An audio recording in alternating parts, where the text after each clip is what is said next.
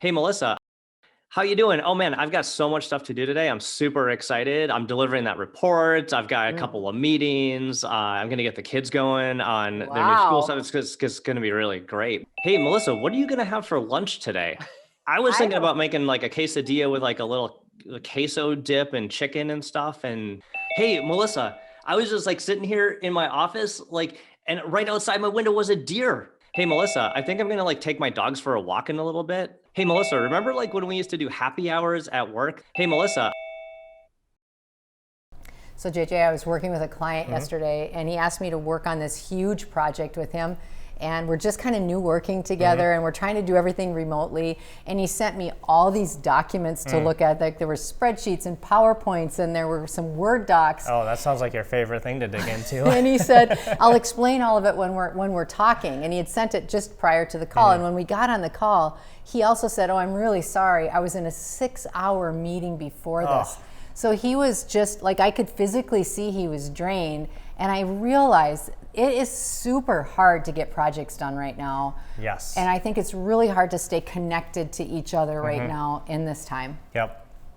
I've been noticing with my team too, it's like we're pretty good with the remote work tool set, Yeah. I'd say. Yeah. But just getting in the flow of those projects has been really hard. And like you're saying, some people are really detailed, some people need the big picture.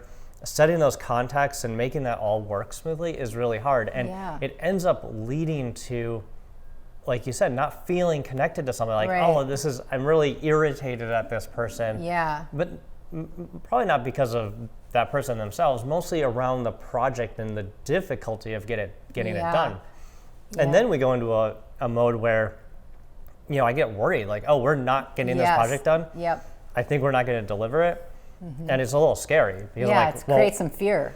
yeah, like we got to still get our work done somehow. And Right. if we're not being very effective, Yeah. then that's not going to be good. Right, right. And I think the other thing that's really happening that's hindering our ability because we're not physically together, I think people are really missing their coworkers. People are missing those conversations around the water cooler, as we Yep. always say. But Yep. I was talking with a client yesterday, and she said, I miss my friends. And so she actually started to schedule just really quick check-in conversations with people because it's been so long for her. She really missed that connection. And I Yep. think that really strains people when they don't have those connections. Yeah, and I would say that, some of those personal, just water cooler chats really help in so many other ways. I mean, they're not Yeah. just like, gossiping and chatting just No. for fun. They do create real connection, which trust. allows you, to give someone more grace, maybe if you are in that difficult project, to say, hey, I knew Melissa was having a really tough day because she's Right. getting her kitchen renovated. Let's, That's real. work with her on helping her get through the project. So Right. we used to think maybe those little chit chat sessions were not that useful, We're but idle. really they are quite useful. Yeah, and we're finding that we're really missing it. And I think too, the other thing that I've observed is people feeling really anxious, like I'm missing opportunities at work. Like I'm really used to if there's a new project coming in or we get a new client or something new happens, I always like to be the first one to raise my hand, and I just always kind of know what's going on because of where I sit and the people I'm supporting. Right. And Like, now I don't have that. you can't really sense the energy happening in the Yeah. office. And the information flow that maybe was there in an in-person environment has Right. been completely disrupted. So you Right. really maybe feel much more out of the loop than you did before. Yeah. Right? And you don't maybe really know how to get in the Yeah. loop of those projects again. Right. So that's Right. definitely different.